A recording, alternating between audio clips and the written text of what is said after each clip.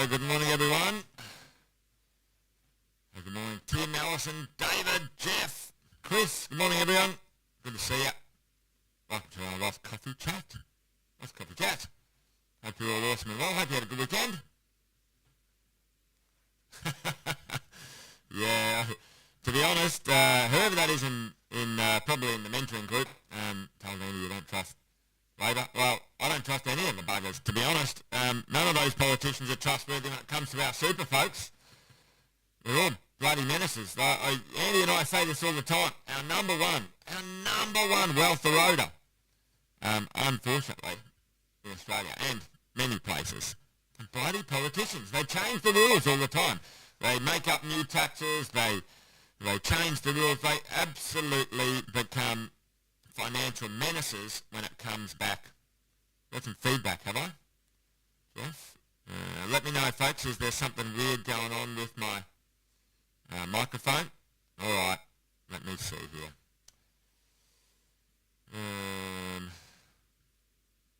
Okay. Give me 30 seconds, folks, 30 seconds.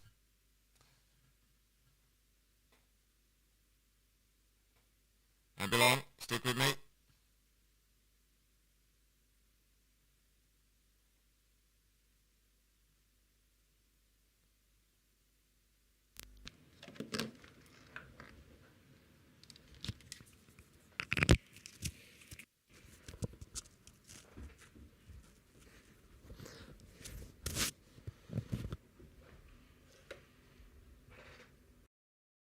All right, is that any better?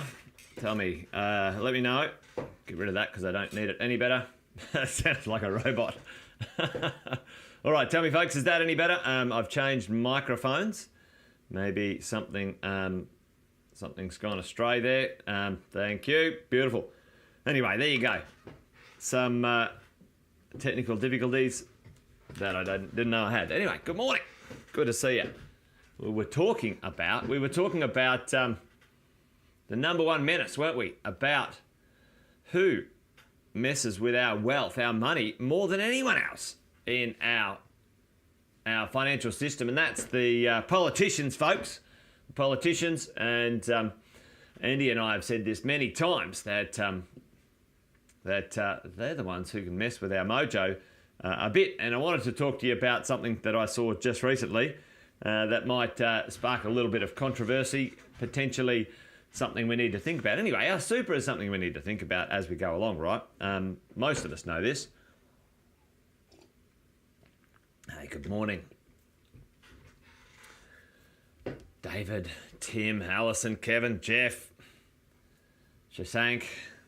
Good to see all of you here as we go. But yeah, our super is something we need to talk about. We need to think about, right? Our wealth, when it comes to the world of our future, is made up of a number of things. And for many of us, especially when we're a bit younger, I think we forget to understand or manage or realise that how powerful our super is. Here's the headline I've seen, and I put that in the chat this morning, or in the headline this morning. Labor wants to harness the $3.4 trillion super industry to help deliver its housing promises. Hang on. They want our money to deliver their promise. That, to be honest, I think it's going to be an absolute disaster.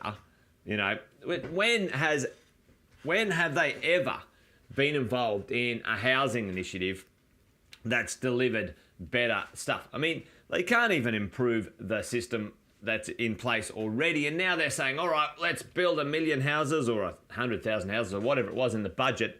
And you know what? Here's the drill.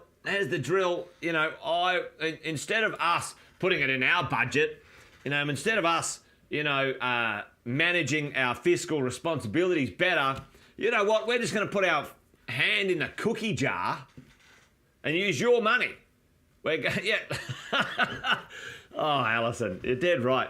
You know, I think it's ludicrous. And unfortunately, most Aussies don't really care, because you know what? What happens for many of us is when we're starting out with our super.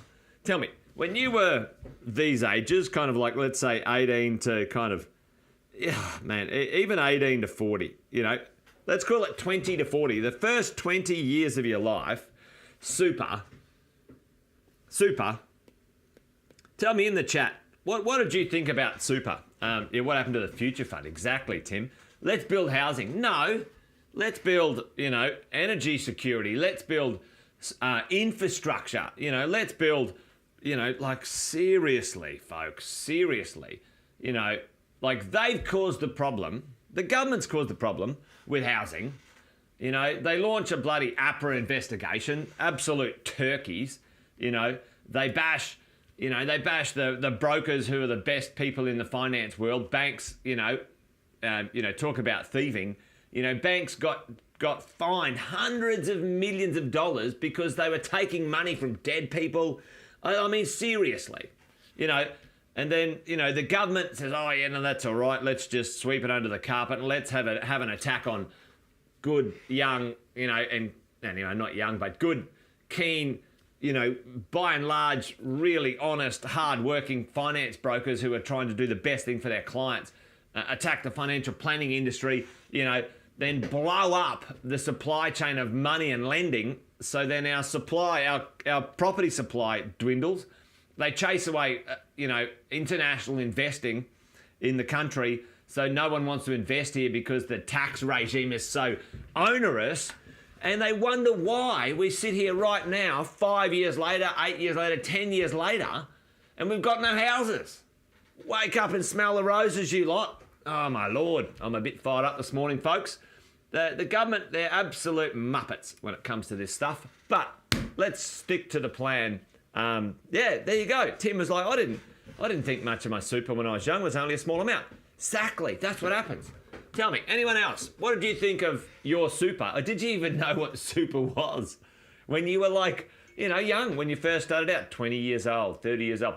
Did you even care? I didn't even care. I didn't even think it was real money. Tell me in the chat, folks, what did you think of super when you were young? When you were like first starting out? Oh, yeah, I better not drink too many coffees. To be honest, they really don't know what they're doing when it comes to like housing and stuff like that. There you go. Yeah, Alison was peeved, like it went backwards, She thought it should grow, but a lot of people don't even, it's not even real. It's not even real. Is it real? It's not even my money. Is it actually my money? Who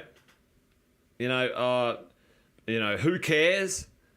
Etc., etc. These things are what I hear from young people all the time. They don't understand about super. They don't think about it like we might when you're a bit older, 50 or 60 or something like that, or even 40. The challenge is have a look at the balances for most people, folks, when and if we do pass the age of retirement. Check it out. Balances pretty average when it comes to the differences, actually, men and women. Ladies, you get a fairly raw deal, unfortunately. Again, why can't you split the contributions between you and your partner if your partner stays at home? If one partner chooses to, take care of the kids because that's what you've chosen, or one partner works part-time, anyway, don't get me started on this. Like, the government, it just, anyway. So, there's not a lot of money in people's super anyway, right? And now they want to put their grotty little hands on it to fix a problem that they caused. Really annoys me, this stuff. But anyway, what can we do about it? Like, a lot of people don't think that super is real. Like, it's not my money. But, you guys have seen me do this before. Monday, Tuesday, Wednesday, Thursday, Friday. Monday, Tuesday, Wednesday, Thursday, Friday. And we say, who owns your Monday? That's the ATO, right? All the way up to, by and large, most people, up to about 100K, taxes owns your Monday. And this one here, what is the contribution now? What's the money that goes into your super now? What's the percentage, folks? It's just gone up a little bit. Tell me in the chat, what's the percentage going into your super? Because that's super, right? Yeah, Alison. Unfortunately, Alison, and this is the thing. Well, this is where, you know, defined benefit schemes are actually like quite good. They're actually a little bit more lucrative for some of the contributors than others. Am I still on? Ricky was saying I'm muted. Let me know if you can't hear me. Hello. Internet is playing up on my side, unfortunately. Tell me, folks, can you hear me? Let me go back here. Can you hear me? Was I muted just there? Ricky said I was muted. I'm going to change to my iPad. Better now. Okay, Ricky, that's cool, mate. Gee, yeah, I tell you, 10.5%. So 10.5% of that. Now let's put this in perspective. All right, I just want to bring this home when we come to, let's say we work, and I'm just going to round this age 20 to 60. We go 40 years. 40 years. All right, 40 years. 40 years. Now, tell me, out of this 40 years of your working life, check this out. 40 years of your working life. I'm going to rub this out here for a second. Right, 40 years of your working life. And there's probably more, but let's just do this as an easy mathematical equation. All right, 40 years. Check out this in sequence. Okay, who gets the first? Now let's not do it as a week. Let's do it. Let's do this as we go along, right? Check it out. The first. Tell me, who gets the first piece of your 40 years? Right. The first 4 years goes to super. Now, hopefully, folks, that gets used at the end, but it's not a lot, right? Who takes the next part, which is 25% of your 40 years? 40 times 25% is 10. 10 years. 10 years. Check this out. 10 years you work for who? 10 years you work for the ATO. 10 years you work for the ATO. The average Aussie, let's make it 25%, but it's actually closer to 30%. 10 years you work for the bank. 4 years you hopefully work for super that goes down here, but you work for that period of time to contribute to that, right? And then, unfortunately, most people work for the credit card companies. That's another 4 years, right? And what have you got left over here? You've got 2/5 of bugger all. You've got Friday left. We call that like 20%, didn't we? Of that, you've got maybe 8 years, I think it is. Anyway, I don't know if my math is correct. Close enough. Anyway, 12 years. Call it 12 years. Is that right? Yeah, there we go. 12 years. Not enough, folks. Not enough. Not enough. Not enough to get you to this end of the, sweet FA. Exactly. So, you know, for me, this is a little bit of a crazy idea. But what can we do about it, folks? We all know that there are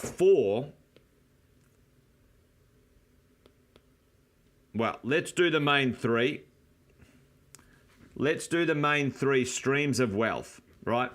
Number one stream of wealth, your principal place of residence, folks. You know, you guys know that. You need to have that absolutely humming. Number 2, your investment property portfolio. Now, there's a number of reasons that these are good, right? That's number 2. Number 3, your super. Your super, okay? They are the 3 streams of wealth most people have access to that they can manage as investors.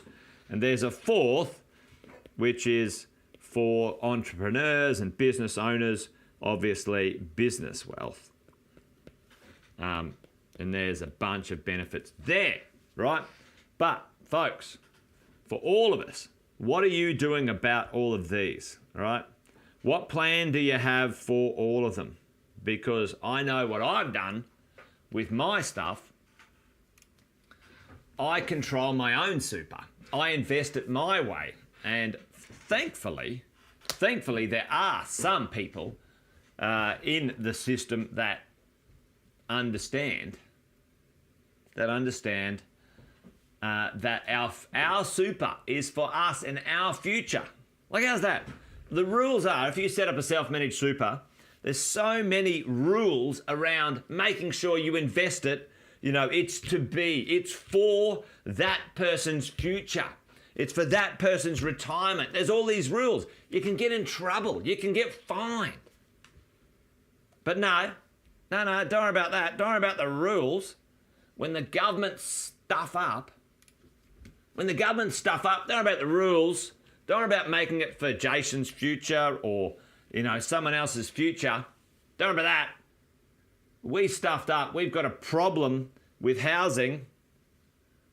So we're going to use your money. We're going to use the super money. Kidding me. Anyway. There you go, folks. Yeah. Totally, Tim. So for me, I like to be in charge of my wealth, my decisions, and if it goes wrong, then I'm responsible. If it goes right, I'm responsible. And thankfully, there are some rules that you can understand and manage and, be in charge of your financial future way more than letting the government diddle the till when they make a mistake about housing and then they want to use your super to fix it. Fucking kidding me.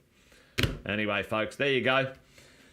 A little bit of a rant this morning, to be honest. A little bit of a ranty rant Monday, but hopefully you're all awesome and well, or whatever's going on for you. Hopefully your week is going to be great. Wealth Coffee Chat done and dusted Monday. Folks, make sure you join us tonight. Mentoring is going to be an absolute cracker. Some of you have already heard me say a few of these things tonight, but I'm going to connect them all in sequence. We're sitting at the doorstep of the next boom, and you got to know what's going on. Interest rates have gone up. It's made people nervous, but for the smart investor, this is the perfect time to pounce and or double down on their strategy if they understand how to do it. So make sure tonight you get along. I'm going to be presenting. We've got a guest, Brendan Latimer, and Sam's going to be there. Also, Tab's got a couple of success stories as well. So it's going to be action-packed, folks. Make sure you get along to mentoring tonight. That's it from me. Wealth Coffee Chat done and dusted. Over and out for Monday the 14th. Join me tomorrow on Tuesday for another one. All right, folks. You guys take care. Bye for now. Adios. See you tonight.